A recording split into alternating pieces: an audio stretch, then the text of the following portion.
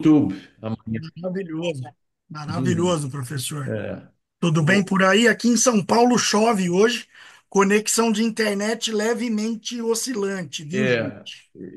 Aqui está a previsão, já chegou um aviso do SMS, mas ainda não está. Estou olhando aqui, o É, tempo ainda está aqui claro. tá tocando vez ou outra aqui o aviso É, da central de emergências aqui para é, ficar atento. Tudo é. bem, professor Braga?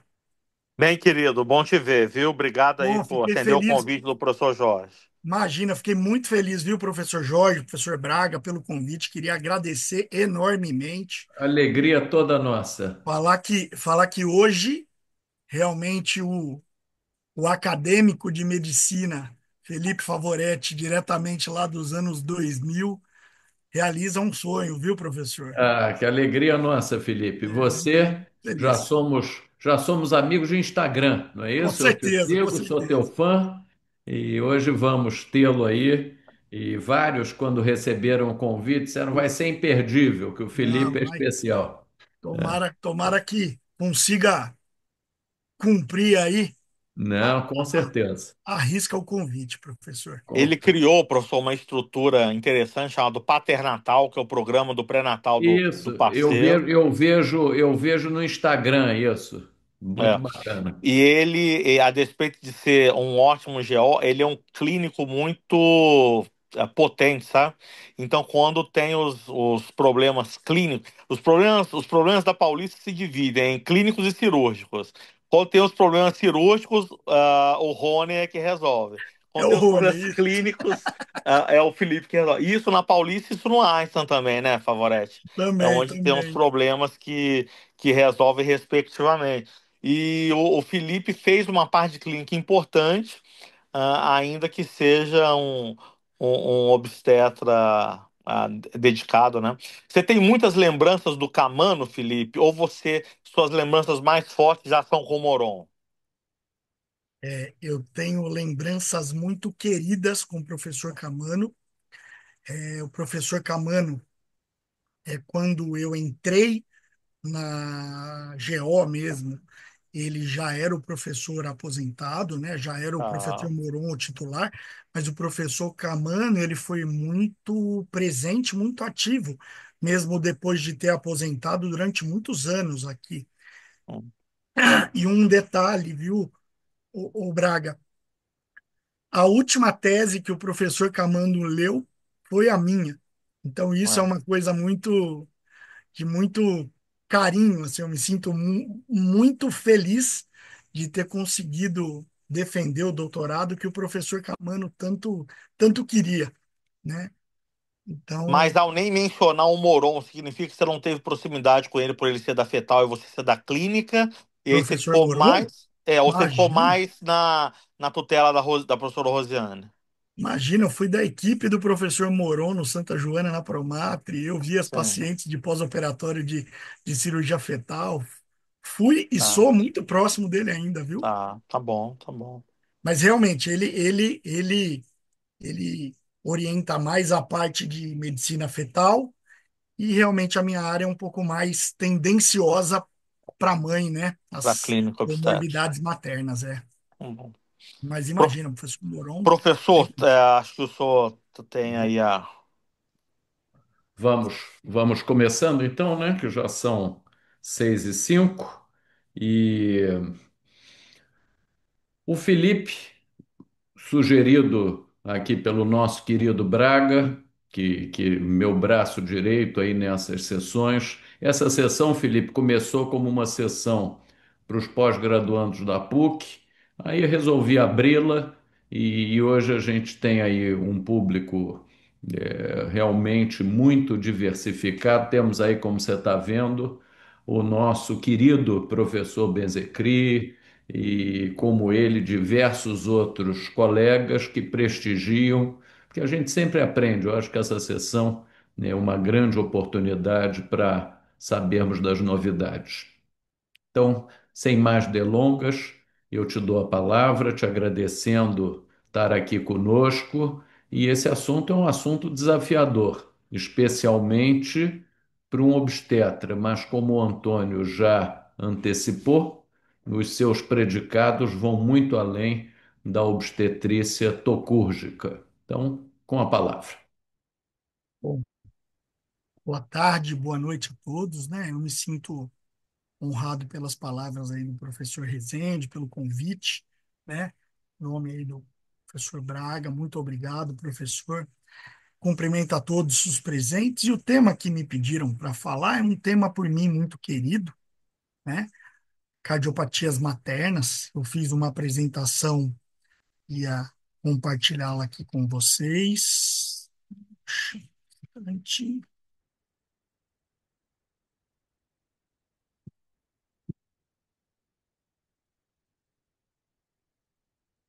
Estamos em tela cheia, professor?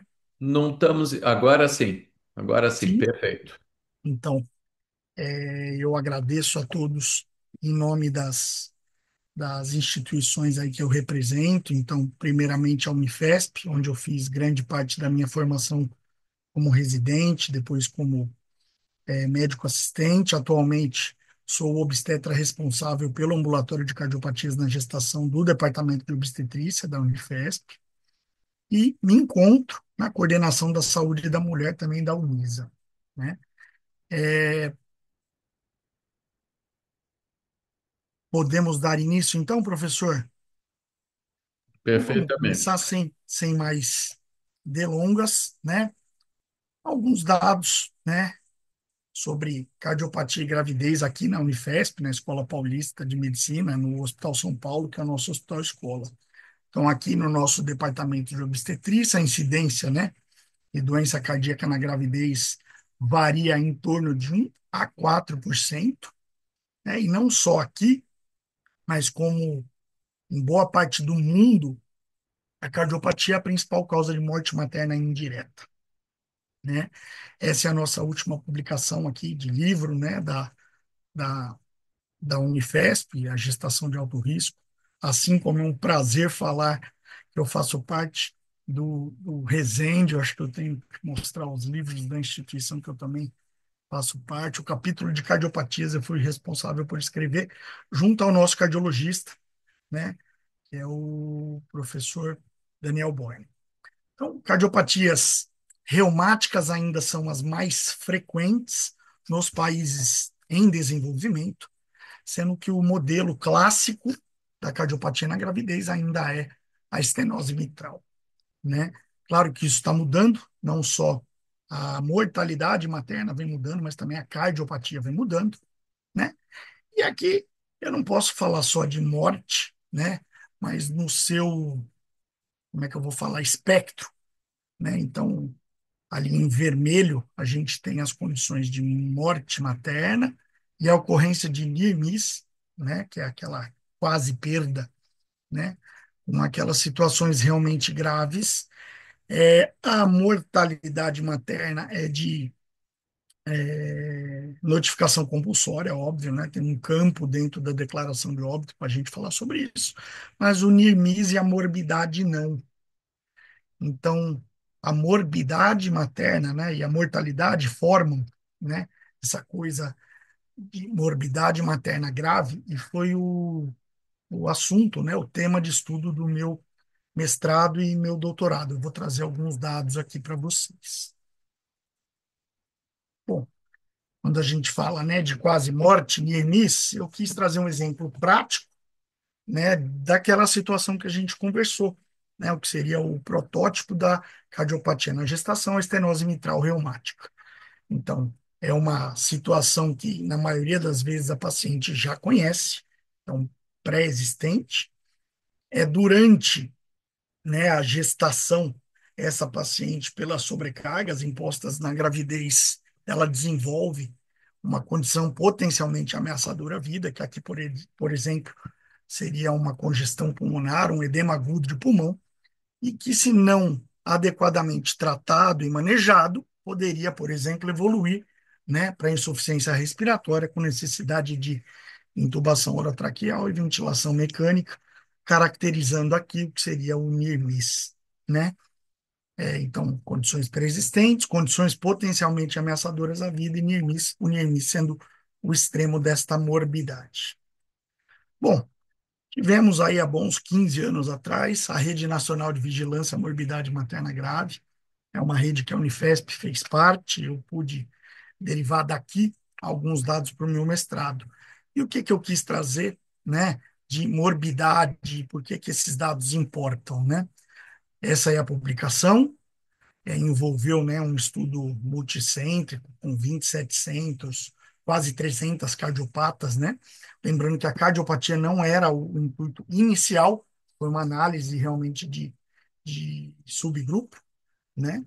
E o que a gente encontrou nessa publicação, né?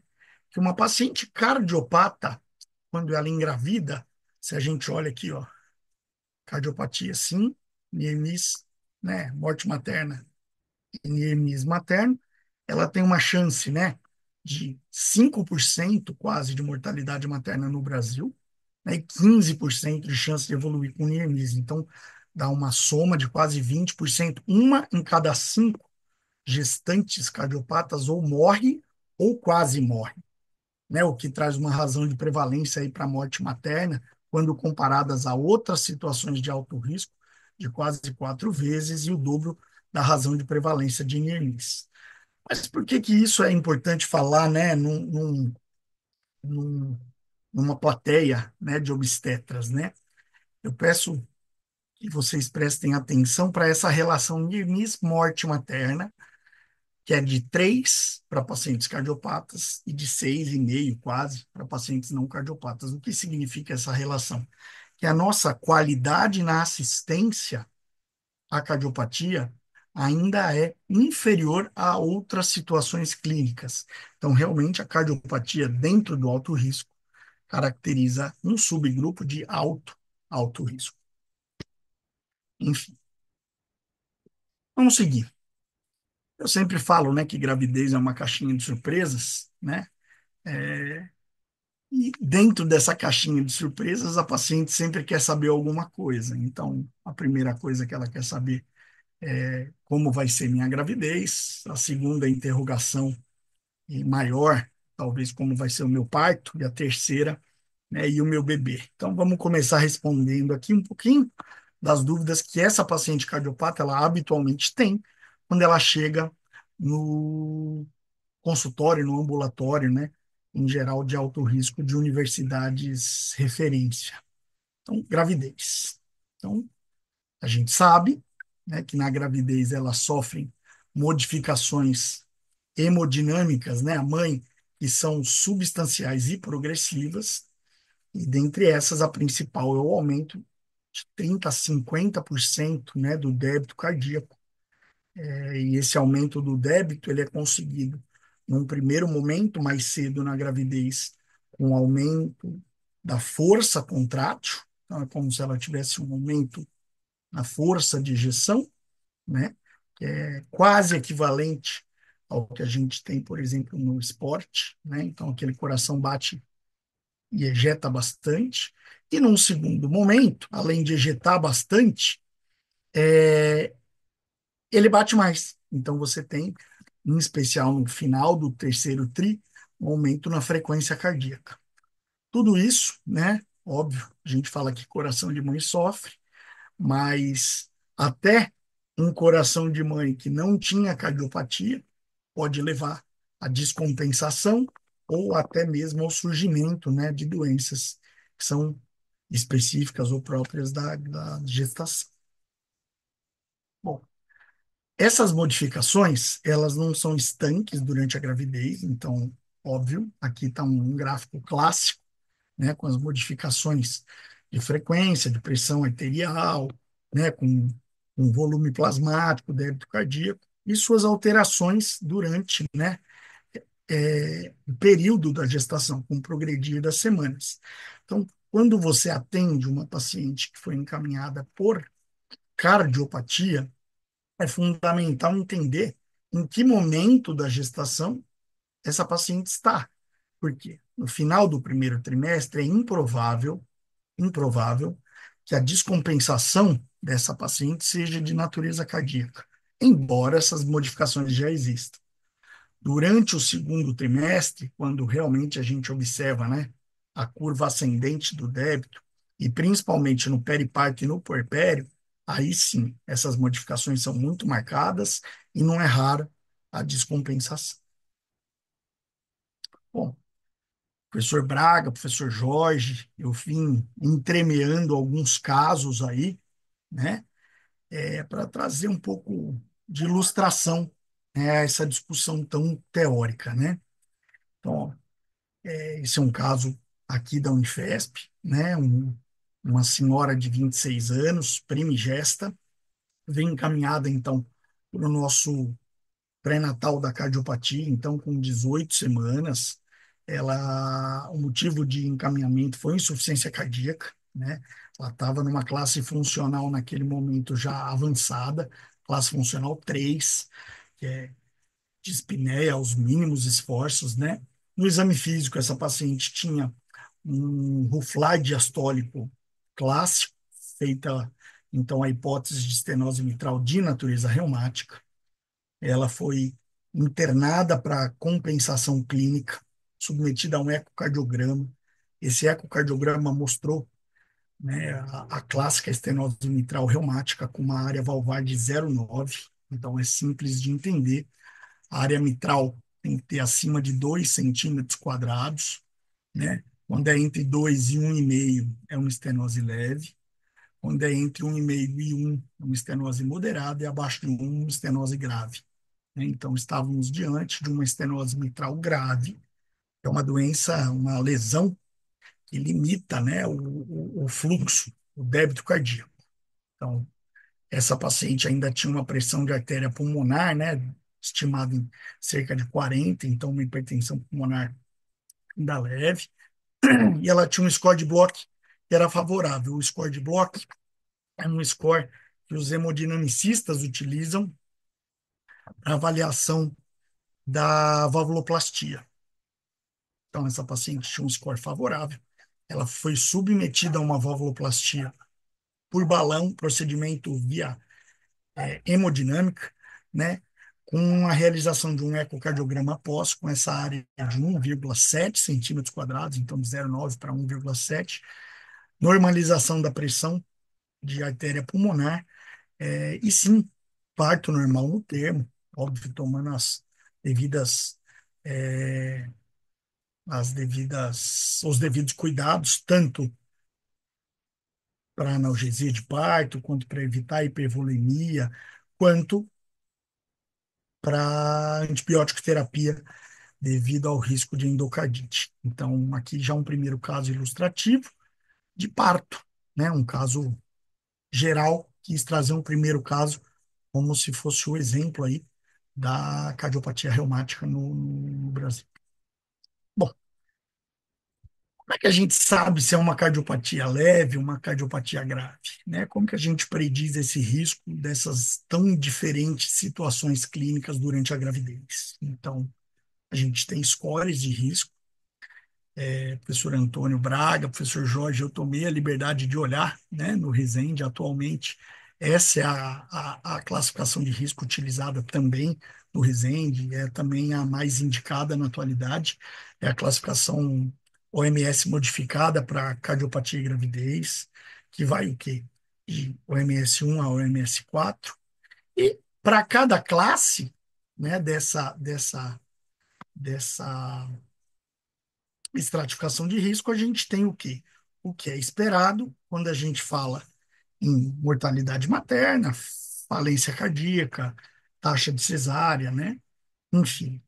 E sim, quando a gente olha da OMS 1 para a OMS 4, esses indicadores vão piorando, o que fala a favor, né, do agravamento da cardiopatia. Então, vamos lá. Aqui, uma tabela mais simplificada. Então, o MS1, o MS2, o MS3, o MS4, e no meio um quadradinho, o MS2 ou 3. O que que significa dizer isso? Dentro de cada classe dessas está um número, uma série de cardiopatias. Então, o MS1 é uma situação de baixo risco, em que você tem aumento de morbidade, né, mas o aumento da mortalidade não é significativo. O MS2, você tem um aumento já discreto na mortalidade, e moderado, né, na morbidade. Então, classes 1 e 2 seriam consideradas cardiopatias menores, eu vou usar o termo, né?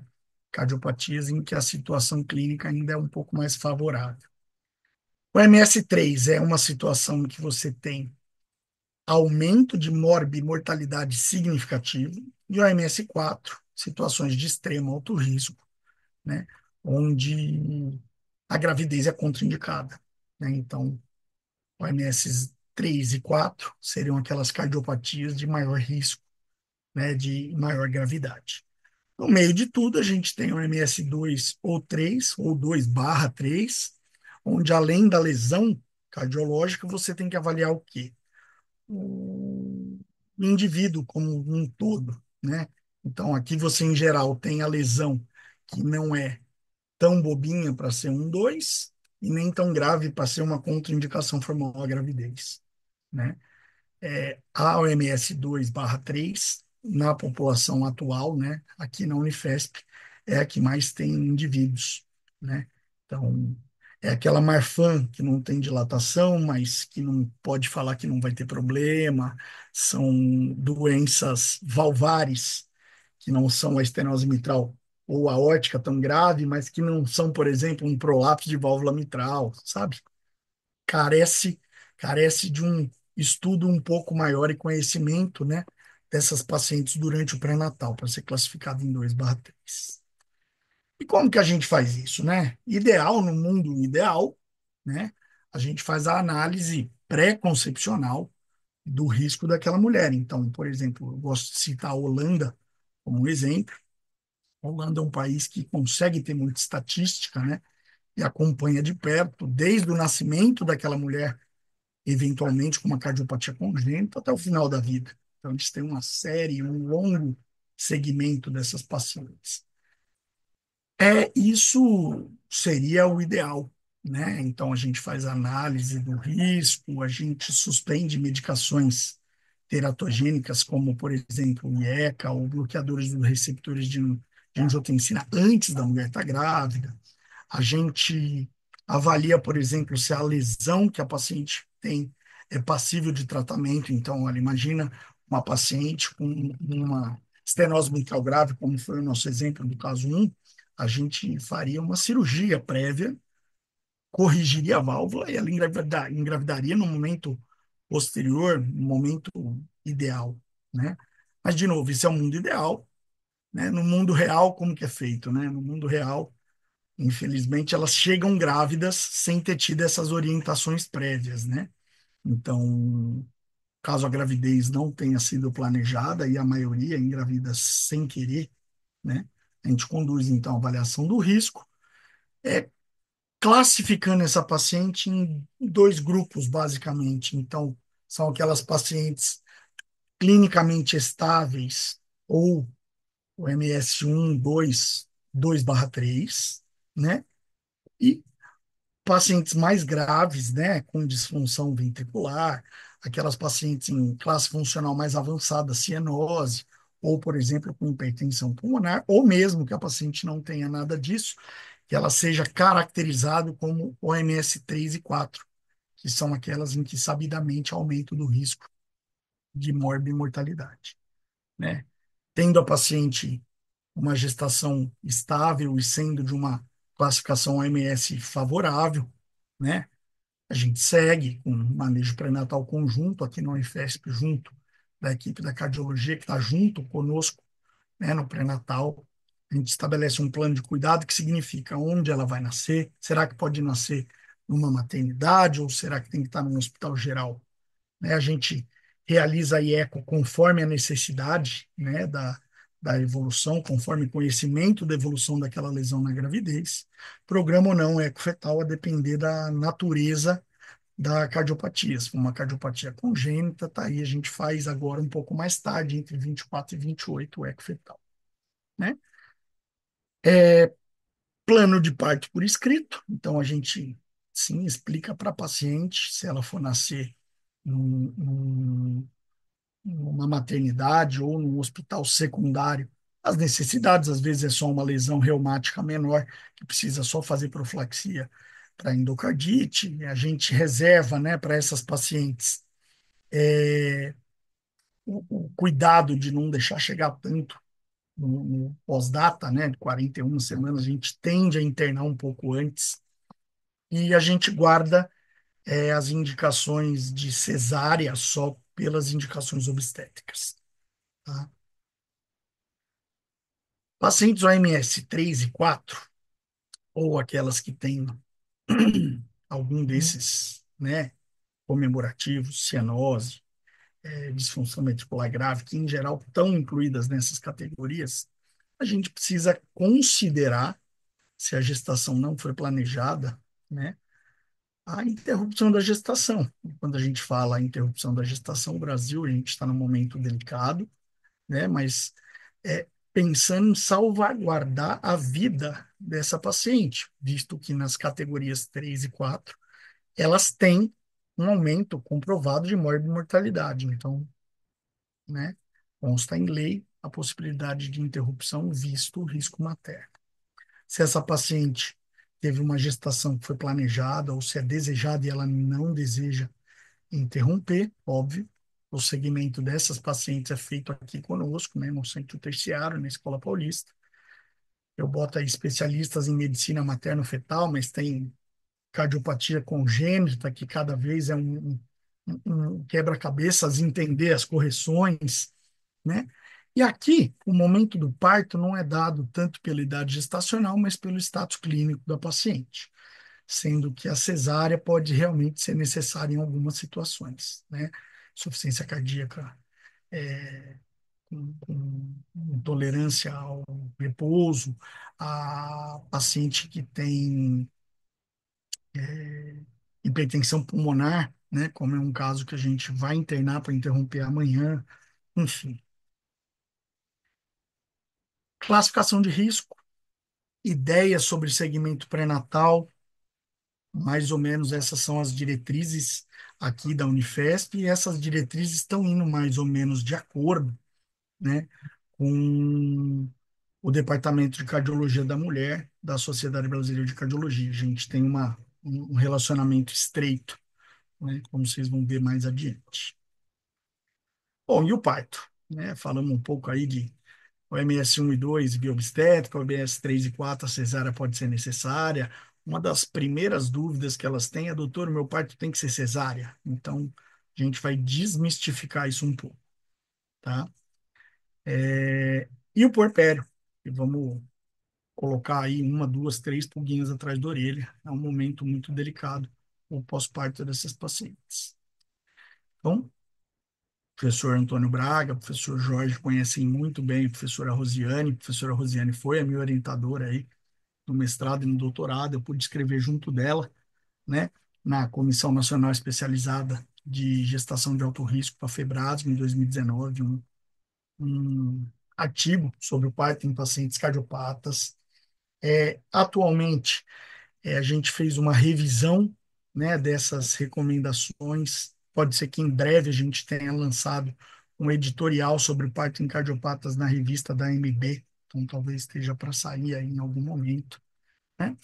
E o que que a gente tem de eventos, né, cardíacos temidos no intraparto? Então, o que que é cardiológico e deixa nós obstetras preocupados? Então, ocorrência de insuficiência cardíaca, choque cardiogênico, né? Ocorrência de arritmias, dor torácica, né, que suscite a ocorrência ou de uma dissecção de aorta ou de uma síndrome coronariana aguda e dispneia, ocorrência de edema agudo de pulmão, né? E o que que é obstétrico e deixa, na verdade, os cardiologistas mais preocupados? Então, é quando a gente chega falando que a gente tem uma cardiopata ou que precisa induzir ou inibir um trabalho de parto. Então, antes tinha uma frase famosa aqui em São Paulo que falava que a cardiopata não induz, não inibe. Então, isso hoje não é necessariamente verdade, né? A gente pode sim inibir uma paciente, por exemplo, usando o atosiban, se você tiver disponível, ou se você tiver, não tiver o atosiban e tiver uma fração de ejeção preservada, você pode sim considerar o uso da nifedipina, a gente só evita, por exemplo, os beta-2, né? E indução, que a gente sim pode realizar, dando preferência para o uso do misoprostol, né, para o dinoprostone, enfim. E o que que vem junto, né?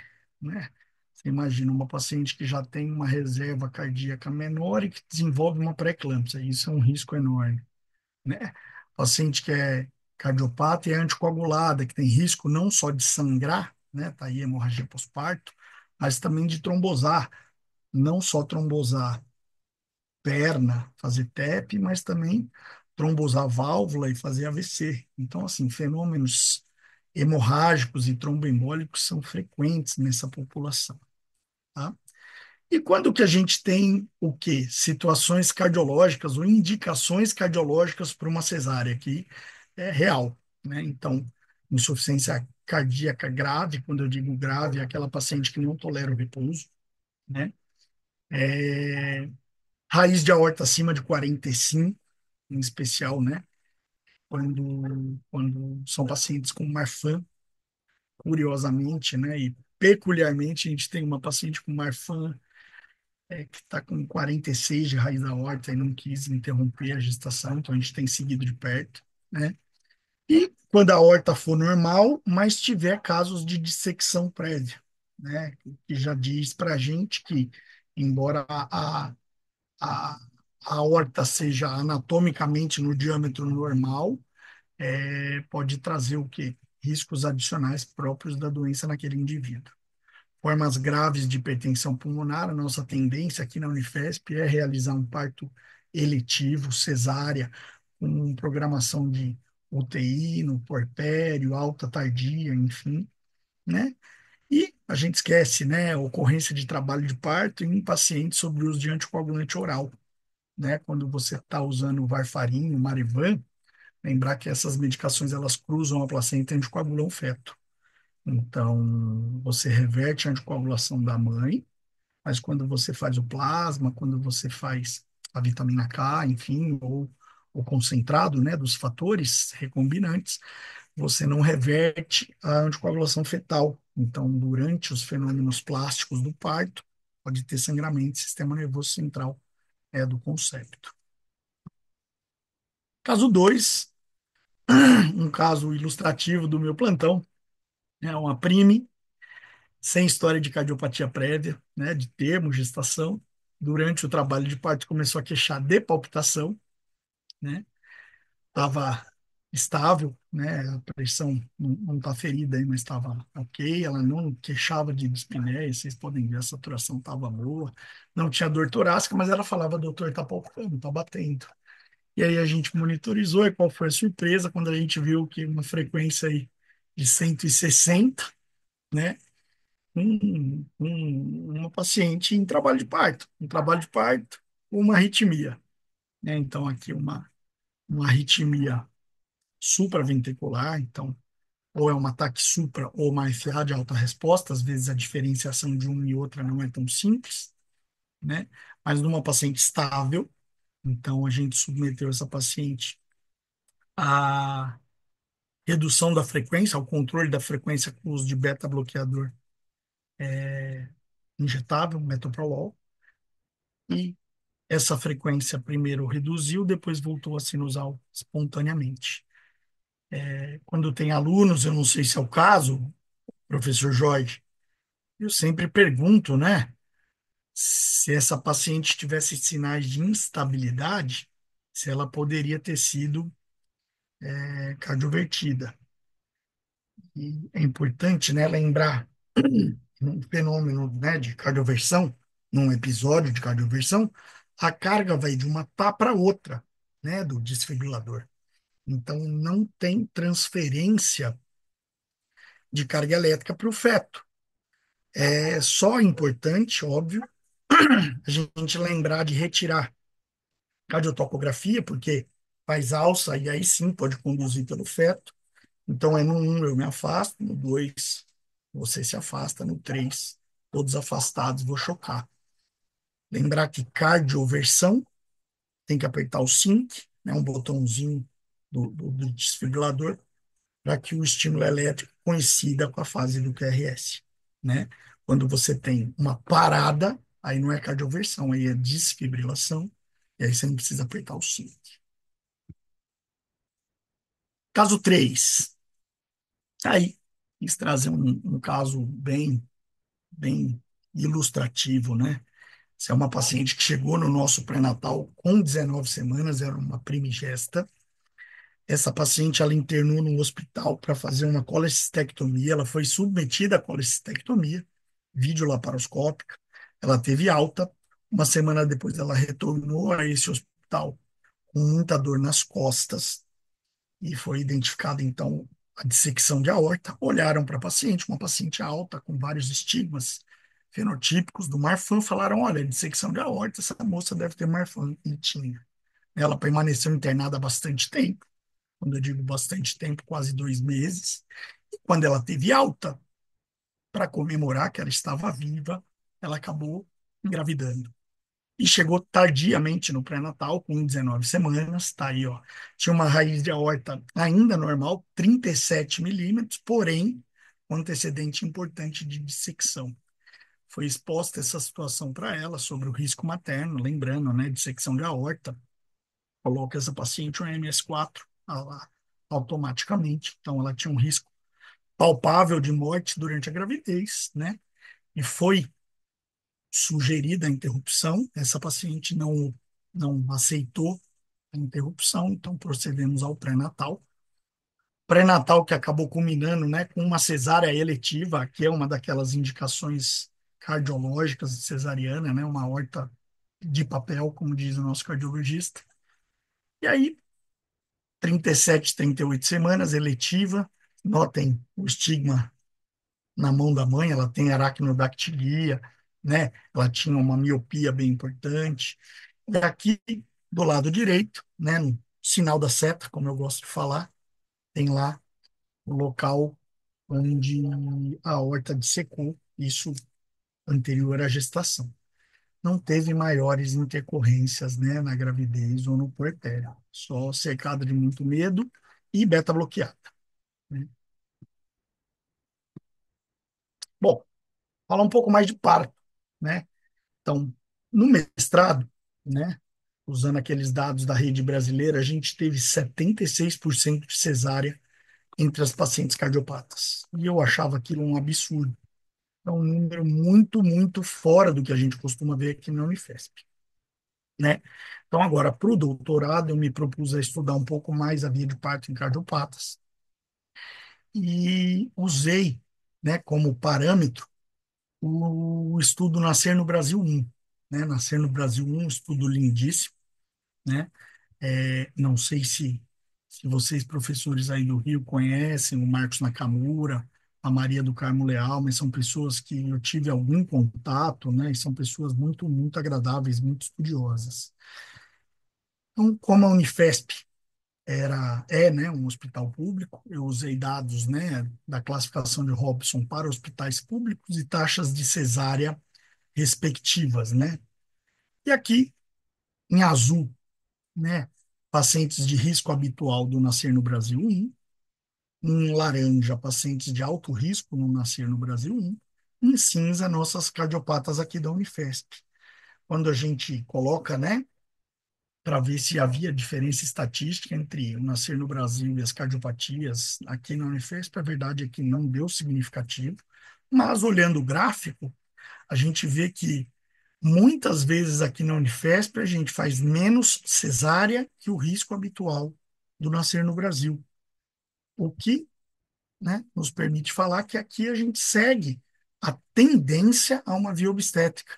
A gente tem tanta cesárea aqui quanto a gente tem na nossa população geral, né? Enfim, nasceu. Nasceu professor Roberto Benzecri. E aí? Era tudo uma tempestade em copo d'água, ou será que aqui nesse navio tem você e o professor Jorge Rezende aqui no Convés aqui, ó.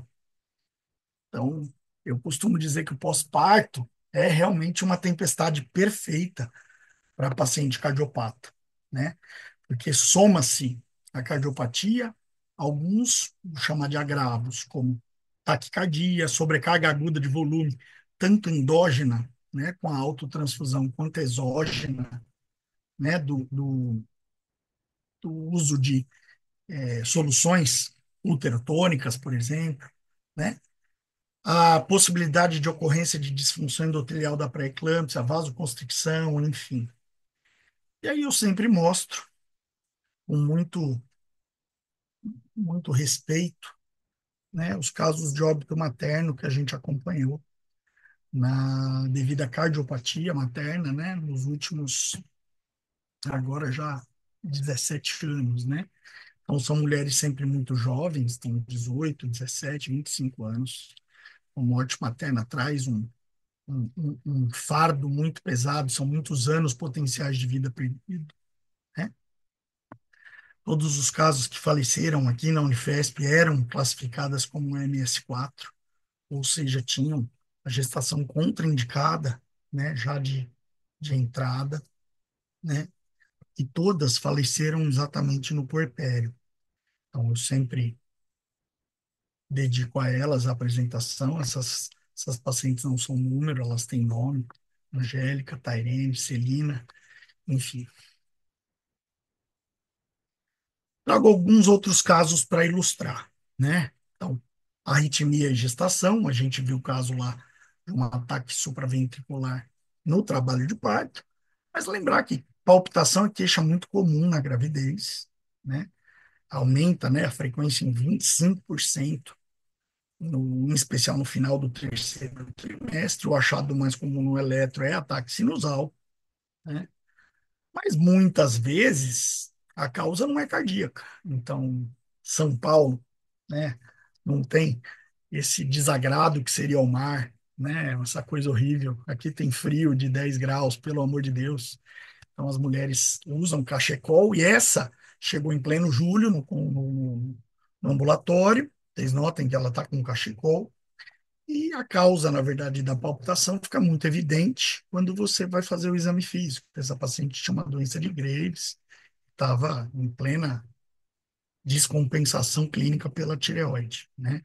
Aqui o coração só obedece ao estímulo.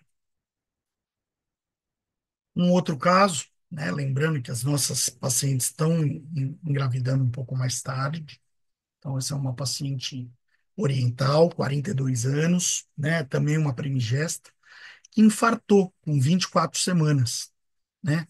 Lembrando que aos 40 e poucos anos, né, essa paciente já era hipertensa, já tinha diabetes tipo 2 e era dislipidêmica, então ela tinha fatores de risco cardiovasculares muito bem conhecidas. Ela infartou, ela foi submetida a uma angioplastia durante, né, o episódio agudo do infarto. Ela mantinha um déficit segmentar discreto no eco, mas com a fração de ejeção preservada. Então, assim, o atendimento dessa paciente foi muito oportuno, foi um momento em que o sistema público, com referência e contra-referência, funcionou muito bem, e ela chega para a gente já para o pré-natal, não nessa fase aguda, que ela fazia acompanhamento pré-natal em outro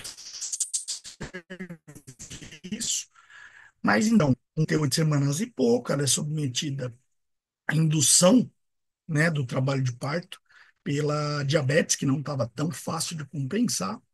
A indução acaba falhando e essa paciente, então, submetida a uma cesárea por indicação obstétrica, né, falha de indução. Olha lá, anticoagulação na gravidez, a gente sempre fala, né, anticoagulação é um problema, porque anticoagular grávida é chato, né, e aumenta o risco tanto cardiológico quanto obstétrico, né? Mas essa é uma paciente, se vocês olharem o raio-x, a gente tem, né, os sinais de correção da esternotomia, né, e dois anéis metálicos, né? Então ela chega no ambulatório, então era uma secunde no lípara com 6 semanas. A primeira gestação dela era uma gestação em que ela descompensou muito, muito cedo. Então, com 12 semanas, essa paciente fez um edema agudo aqui na porta da Beneficência Portuguesa, um hospital conhecido em São Paulo, né, pelo atendimento cardiológico. Ela precisou evoluir, né, com uma dupla troca valvar. Então, ela trocou a válvula aórtica e a válvula mitral. Existe um termo em cardiologia que é muito legal, que chama dupla lesão. Dupla lesão é quando você tem insuficiência e estenose juntas. Mas aqui não era uma dupla lesão, era uma lesão dupla. Ela tinha lesão nas duas válvulas, né? É uma cirurgia extensa, né? Você trocar duas válvulas, então ela acabou evoluindo, né? Com um abortamento tardio, né? Com 12 semanas, já no primeiro pós-operatório da cirurgia cardíaca. E ela vinha anticoagulada com Marivan, né? Válvulas metálicas, o RNA-alvo dela era até um pouco mais alto, em geral a gente mira entre 2 a 3, o dela era entre 2,5 e 3,5. Lembrar, né, que a anticoagulação oral, ela traz riscos no início da gestação, pelo risco, né, de ocorrência da síndrome varfarínica, né? Então, o motivo pelo qual essa paciente saiu do ambulatório com 6 semanas e foi admitida na nossa enfermaria. Essa é uma foto dela usando aí heparina não fracionada em bomba, né? E anticoagulação na gravidez, em especial com os anticoagulantes orais, né, trazem também riscos no final da gravidez, hemorragias maternas e fetais. E, de novo, essa paciente ficou internada de 6 a 12 semanas, então 1 mês e meio no começo da gestação, e ela, de novo, foi readmitida depois de 34 semanas para fazer de novo a transição do Marivan, né, do o marínico, para a heparina não fracionada de novo.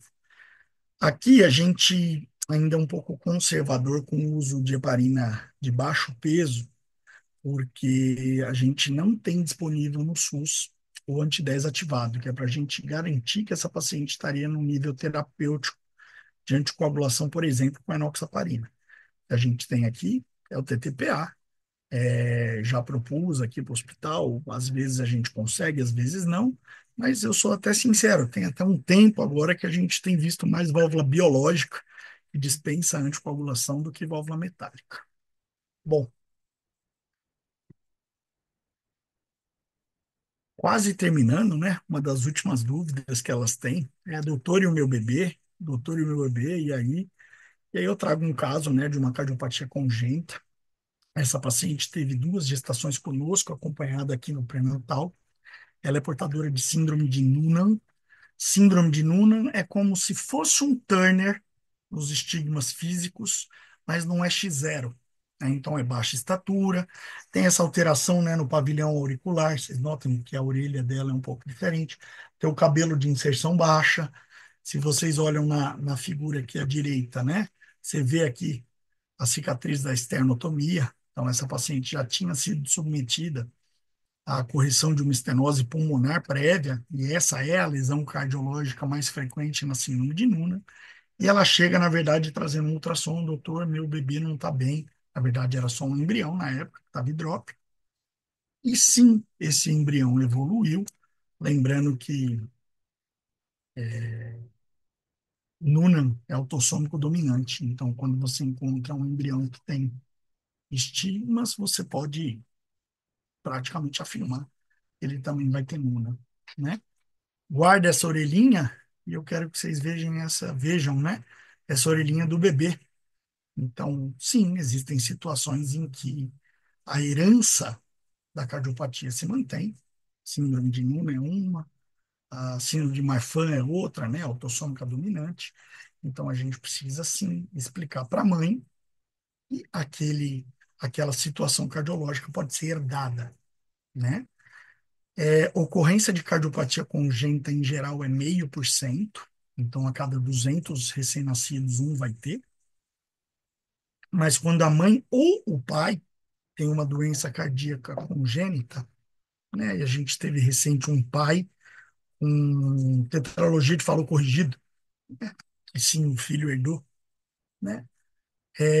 Você tem talvez a indicação mais formal de se fazer um eco fetal que exista, porque esse risco vai de 0,5%, ou seja, um para cada 200, para 5%, um para cada 20. Então, um exame importante da gente lembrar de fazer no pré-natal.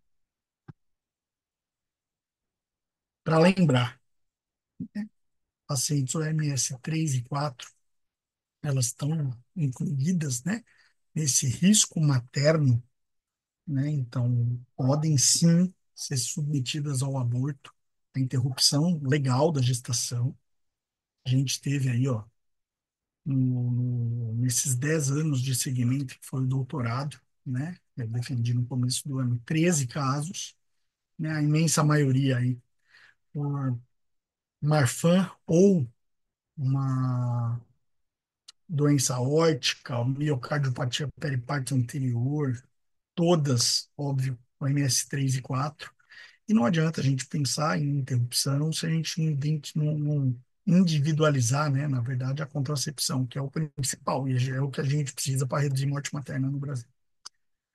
De novidade, tem o Rebeca, lançado, né, há alguns anos atrás, né, mas agora publicado, um artigo original aí da SBC, né, o Registro Brasileiro de Cardiopatias e Gravidez, em que sim, já mostra a tendência da gente sair da parte reumática, né, para a parte ainda o quê? Congênita, evoluindo um pouco, já mostra uma redução muito importante das doenças chagásicas, né? De novidade temos, né, e foi lançado em outubro agora, né, os guidelines europeus aí de cardiopatia e gravidez foram atualizados. Então, quem quer literatura nova e recente, Rebeca e o guideline do ESC são as mais novas. E por último, né, professor Braga, professor Jorge, não menos importante, óbvio, né, o meu querido Flamengo em primeiro lugar do Brasileirão. Então, queria terminar agradecendo enormemente, enormemente pelo convite. Falar que aqui em São Paulo é muito difícil eu falar do Flamengo, porque aqui tem Corinthians, Palmeiras, aqui não tem quase flamenguista, agora estamos chegando uma nova safra, e eu queria, professor, me botar completamente à disposição aí para responder algumas perguntas, enfim, coisas do gênero. Muito obrigado, viu, professor? Nós que agradecemos, Felipe, foi excepcional. Já imaginara tantos os elogios que eu escutei antes da sua apresentação. Foi excelente, a palavra está franqueada a quem quiser fazer uso dela. Nilson está sem som. Ok. Bom, primeiro parabenizar, né, o Felipe pela apresentação, realmente é muito bem condensada, muito bem é, é, organizada, né, em relação ao acompanhamento dessas pacientes de alto risco, né, dessas pacientes cardiopatas.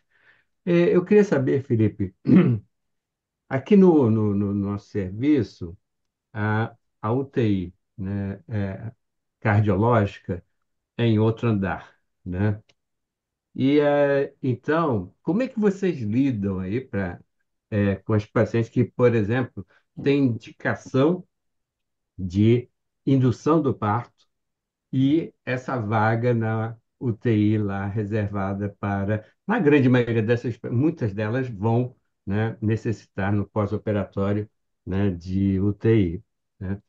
A outra pergunta que eu queria fazer é o seguinte, é que como é que estão os seus resultados, né, da instituição em relação às pacientes que fazem cirurgia cardíaca e necessitam de extracorpórea?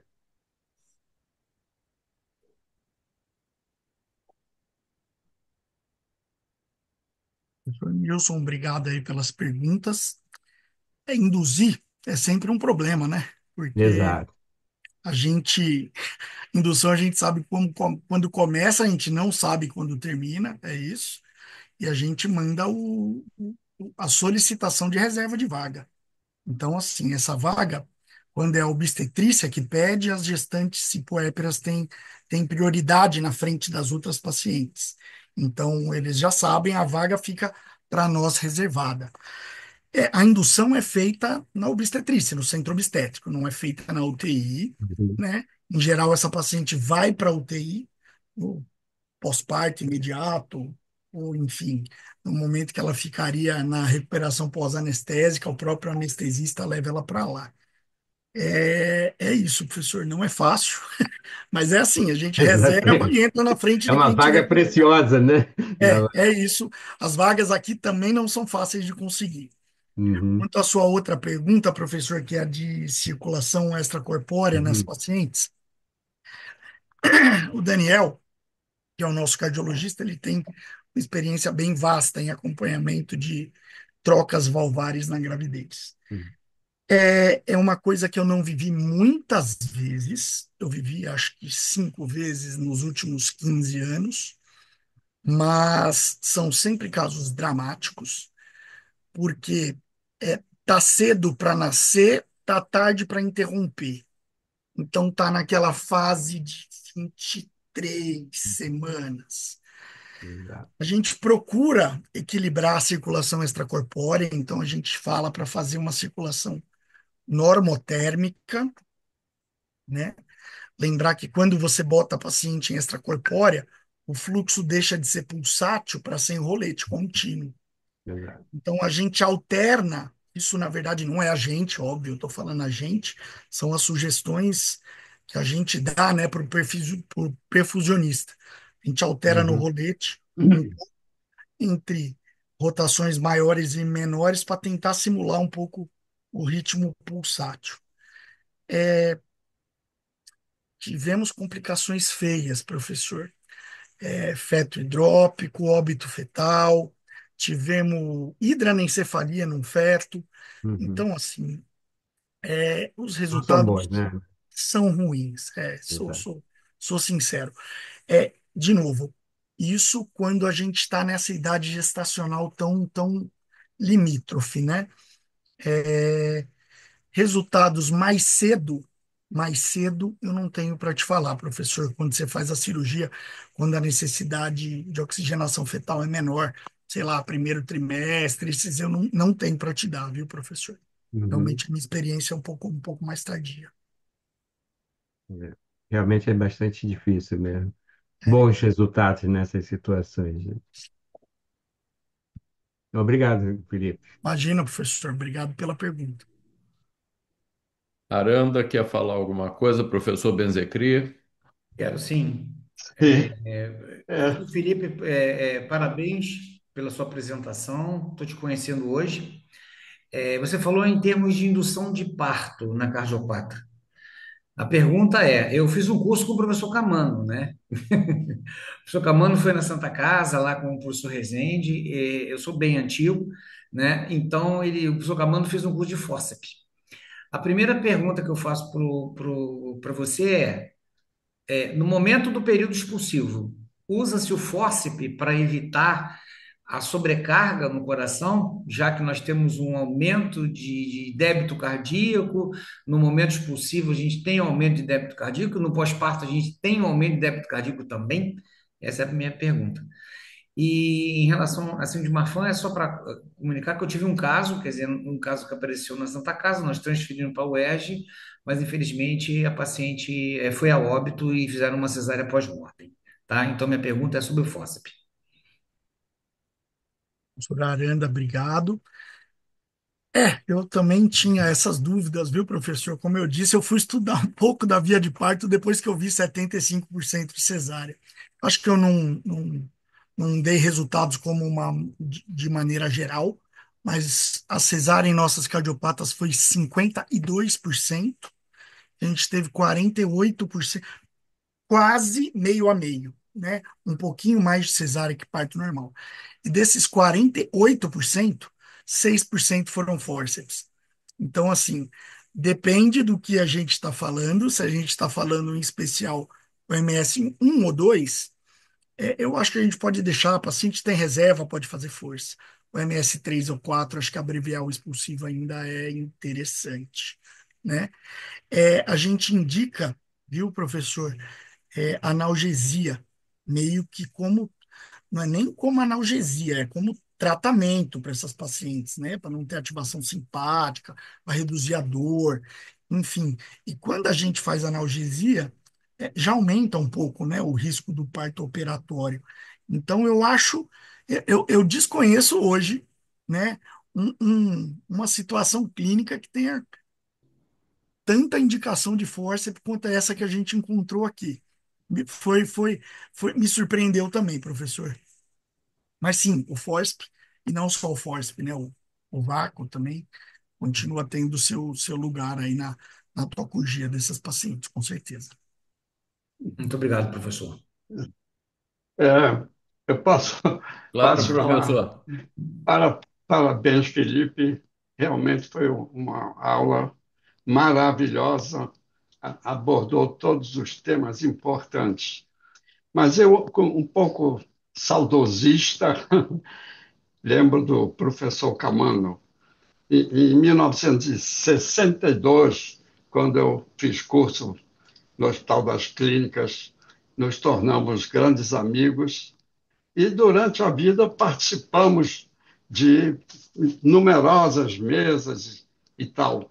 E FOSP realmente que é o meu ponto forte, eu utilizei em várias pacientes cardiopatas como profilaxia para evitar qualquer esforço, havendo logo condições de praticabilidade, eu achei que era oportuno fazer um fósforo, vamos dizer, profilático. De modo que eu agradeço a sua apresentação e lhe dou os parabéns. Muito obrigado. Obrigado, professor. Professor Benzecri, obrigado pelas palavras aí. É sempre muito bom ouvir quem tem experiência falar, viu, professor? Obrigado. Obrigado, eu. Estou vendo aí de câmera aberta a Flávia, que é uma craque aí na medicina clínica da nossa editora também no Resende, e obstetra. Hoje divide o seu tempo entre a maternidade escola e a UERJ. Então, se quiser fazer algum comentário, será sempre bem-vinda. Oi, boa noite a todos. Ô Felipe, parabéns, excelente. Eu não consegui assistir desde o início, mas a parte que eu consegui acompanhar até agora é uma excelente apresentação. Estive com você, eu acho que em duas ocasiões esse ano, no Congresso de Cardiopatia Materna em São Paulo, em maio, e depois e aquele curso em Brasília de emergências obstétricas. Eu não sei se você está lembrado. E Tô sim, Flávia. Tô sim. tudo bem? Eu vi agora um dos últimos slides que você colocou, eu acho que foi a sua tese de doutorado, que você acompanhou as pacientes que foram a óbito, né? Os 13 casos, não é isso? Não, óbito foram 3 casos, 3 casos e 13 que foram interrompidas, não é isso? 13 em que foram É, interrompidos, perfeito. isso, então. Eu vi que algumas tinham classificação MS3. Sim. Vocês oferecem a interrupção da gestação nesse tipo de classificação, na MS3? É isso que eu queria saber, que eu fiquei curiosa.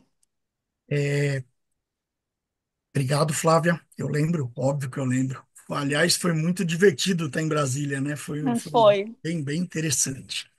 A gente, a gente oferece, não.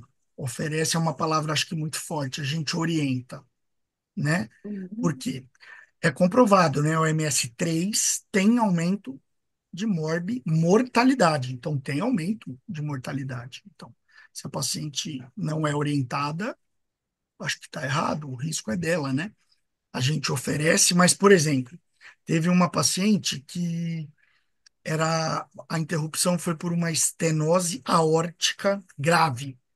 E quando eu digo estenose aórtica grave, era muito grave no exame físico, era muito grave no gradiente, ela tinha 90 de gradiente, né, antes e depois da estenose, né, da válvula aórtica, mas a paciente era assintomática, completamente, né? Então, assim, era uma paciente que, a partir do momento que ela fala assim, e estava no começo, bem no primeiro trimestre, esses casos, quando ela se torna sintomática para passar de 3 para 4, talvez seja muito tarde já para interromper, né?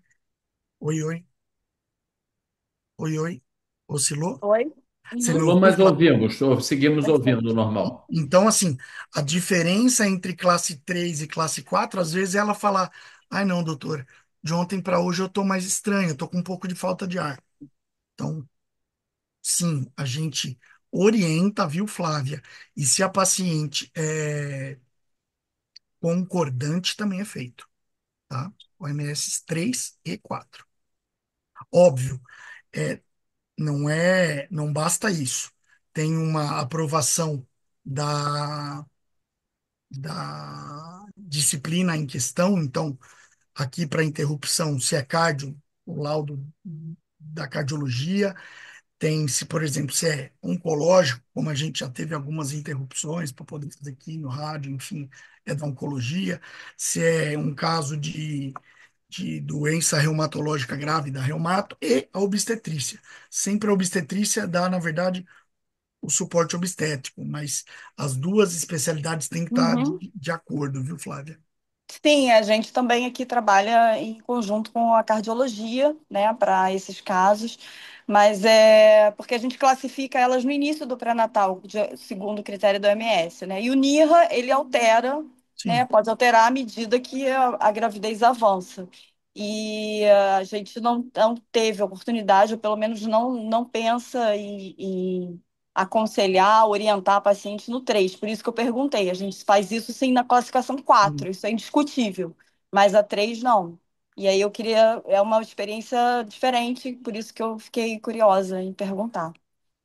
É, talvez o exemplo clássico da OMS3 seja a válvula metálica, né? O Isso. mais chamativo. Nas válvulas metálicas, a gente orienta, mas até hoje não tivemos nenhuma interrupção, tá? Porque a gente tem opções, né? A gente anticoagula, a gente interna, enfim. Os resultados não são tão pobres. Mas em alguns outros casos, em que o número é muito pequeno, a gente não tem experiência às vezes, sim, já fizemos interrupção no MS3, sim, Flávio. Tá bom, obrigada. Felipe, parabenizar, dizer que sua aula é excepcional. Um comentário, talvez, para as próximas, incluir os casos das alterações cardiológicas induzidas pela gravidez molar.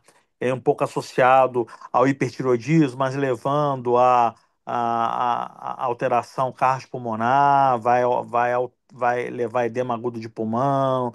E também é um caso importante, haja vista ser a Escola Paulista de Medicina um importante centro de referência de doença trofobular estacional do Estado de São Paulo. Parabéns, meu amigo, você brilhou. Um orgulho receber esse flamenguista das terras paulistanas no seio do Rio de Janeiro.